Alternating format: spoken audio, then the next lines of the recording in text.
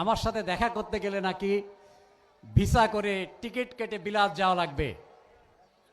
আমি খুব পরিষ্কারভাবে বলতে চাই, আমি হলাম নাভারনের ভোটার। নাভারনে আমরা 200 বছর, আর যশোরে খড়কি পীর বাড়িতে আমরা 300 বছর।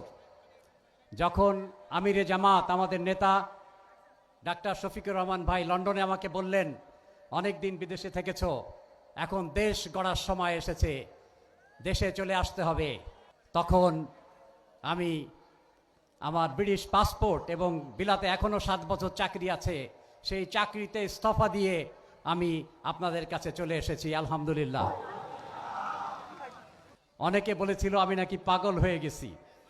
কেন? বিলাতে তো মানুষ যাওয়ার জন্য পাগল, আর বিলাত ছেড়ে আমি চলে আসতে চেয়েছি আপনাদের কাছে।